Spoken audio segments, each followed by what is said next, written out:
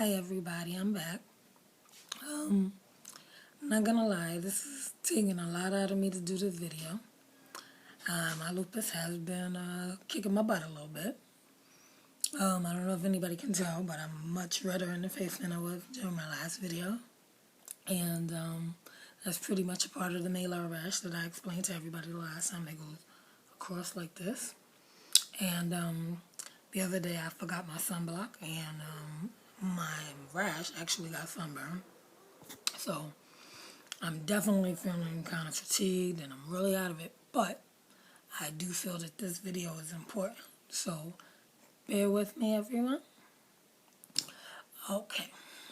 Now, I had intentions of making a video about medication, but I realized that before we could even talk about medication, there's one more thing that we need to address, and we need to address your attitude towards lupus.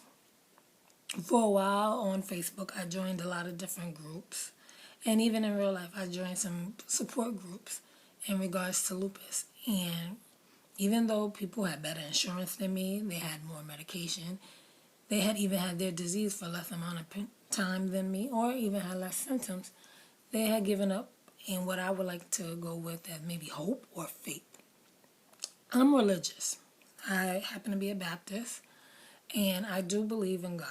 I always have, and I believe I always will. So in my mind, when bad things happen, I can say, listen, I'm going to pray on this, and whatever worldly solutions, whatever medication solutions, I will take them and I will do my best. But I will also believe that whatever does happen is because of a divine power and God's intervention. For people who may be watching this video who don't believe in God, because I really don't know who's going to watch this video. If you don't believe in God, just, look at the facts on lupus. When you look it up, it doesn't really kill people. It says that the complications from lupus kill people. Meaning if your kidney has already failed, then you may get an infection, and then because your kidney can't work, then the infection may eventually get severe enough to kill you. But the actual inflammation of lupus itself has not been documented to kill people. It's potentially fatal, but it actually itself has not been documented to kill people. So if you want to look at it from a scientific aspect, please note that there's almost no research that states that lupus will kill you. Pretty much, I'm going to say that one of the things I struggled with, and I don't know if anybody else is in support groups, if anybody else feels this way, I struggle with watching people be depressed and be sad and feel like they had given up all type of hope. Now, due to my lupus, I do suffer from mental illness. I suffer from bipolar depression, and I suffer from anxiety. Because of the way the chemicals in my brain work, I have trouble differentiating my physical response of anxiety or of panic, as well as bipolar. When the chemicals in your brain don't go where they're supposed to go, pretty much your moods can swing, and it's considered a mental illness. And lupus does affect people's brain, and it does affect your emotions. And honestly, nobody wants to deal with their mortality, especially when you're young. If you don't already have any other reason to think about how you may die or when you may die, just hearing something like you have lupus, there is no cure, getting a long list of medication and getting a long list of things that may possibly happen to you, it really can throw you into a deep depression, and it can really mess with your emotions. Now, I understand all of that, and I want everybody to understand as I make this video and all my other videos, I make them from an honest place. I make them from a place of knowing what it feels like. I have been hospitalized for my mental issues before. I have struggled with dealing with how lupus would affect me. I struggled because for a long time when I asked doctors what was going to happen, was I going to be okay, they said they didn't know. They said lupus has no order of progression. It could take your kidneys, it could take your lungs, it could take your hair, it could take your skin. We don't know. So we're kind of just going to watch it, and it's going to happen. And we're going to deal with every symptom as it happens, but we can't tell you how it goes. So, and this is where lupus differs from so many other diseases, because nobody knows what's next. So if you knew what was next, maybe you could try to prevent it. But if you don't know, there's nothing you can do. You can just hope for the best. I struggle with depression, and I struggle with thinking about how I was going to die and thinking about how lupus would affect my life. Many doctors told me, after you got over 30, you were going to have big problems. I'm 28 now, so of course I was worried for a while. They also told me that children would probably not be a possibility. If I did get pregnant, I may miscarry. I may go into organ failure. Things may happen to the baby. The baby may come out disabled. Or, it would send my lupus into some type of flare that may cause a complication that could kill me. Now, all of that has happened to me between the time I was 15 and the time that I'm currently 28. I just celebrated my 28th birthday in May, and just in case somebody sees this video really far, it's only July now. Because there's so many thoughts on this, so bear with me, people.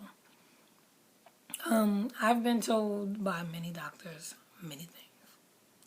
I've taken a bunch of medications.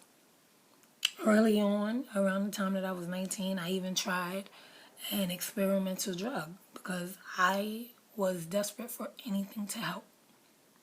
I needed to feel like, I could get my lupus under control, and I didn't want to see it spiral out of control in the way that I had heard about it, or the pictures that I had seen in doctor's offices, or just the things that I had read in books. I didn't want to see myself go that route. Now, what I'm going to say may help some people, and I pray that it helps everybody. And I mean this in the least offensive way possible. Doctors are not always right. They are helpful, yes, but right? Not all the time. I have 2 beautiful, healthy children. Walk, talk. Neither of them have lupus. Neither of them have any other disabilities. I was told by a doctor in New York and a doctor in Texas that children was not a good idea. Even during a pregnancy.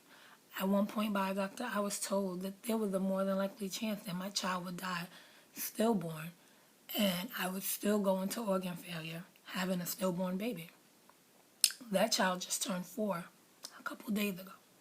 So, as much as we want to believe the doctors, they don't know everything. If you've gotten a chance to research lupus, one of the things that you are going to hear is that it is a mystery. It is a huge mystery. Nobody knows what's going to happen. So there are no definite answers.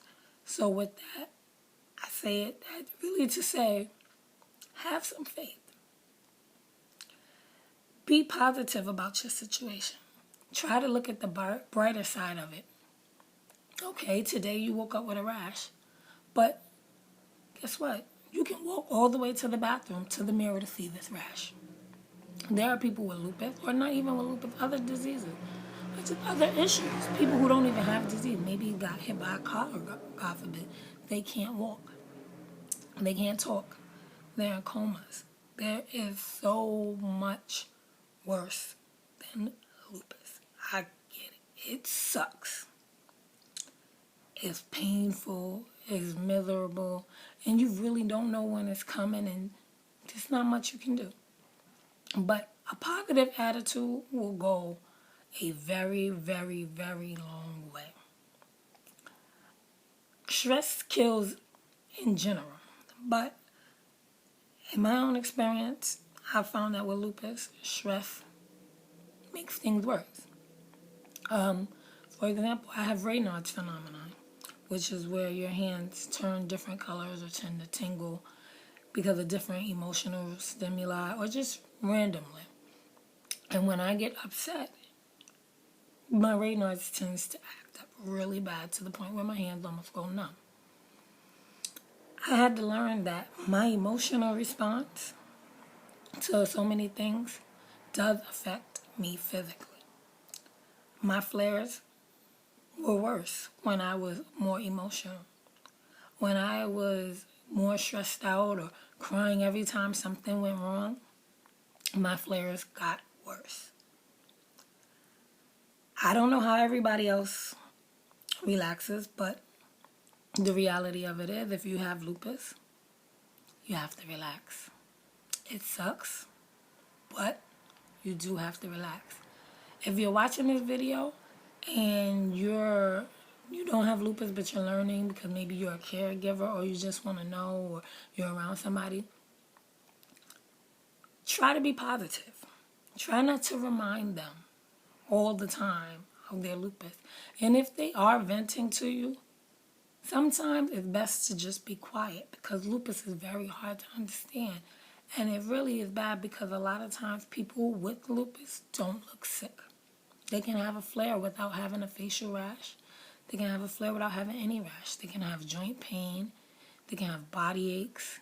They can have so many things that is pretty much like you can't see it at all. Sometimes they don't even see it themselves. So if they're venting to you and they're trusting you, be supportive. Tell a joke. Try to lighten the mood. It helps. Me personally, I watch a stand-up comedy every day. After I'm done doing all of the things that I have to do during the day, I watch a stand-up comedy. The reason being is because, well, I have lupus. I have enough reasons to be sad. So, why watch a sad movie?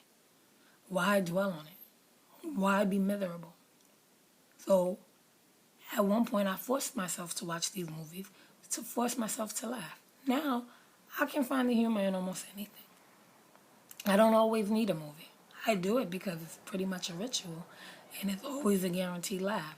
But in life, you have to start looking at things in a lighter view, and it will be amazingly beneficial to your health. Sometimes, even a little thing like going to take a walk, or listening to a joke, or watching a funny video on Facebook, or talking to a friend that, always makes you laugh, it can help you amazingly. Keeping a positive outlook can help you amazingly. If you have a positive outlook along with your medication, you can do tremendous things. You can also stay away from a lot of medications that aren't needed. Sometimes we want to find that magical pill that will pull us out of this depression or pull us out of this sickness. And sometimes we're the ones doing it to ourselves. On a normal day, stress can make your chest hurt. Stress can give you a headache. If you're already having a lupus flare or a bad day, you don't need a headache. You don't need any chest pain. It hurts. It makes everything that much more scary.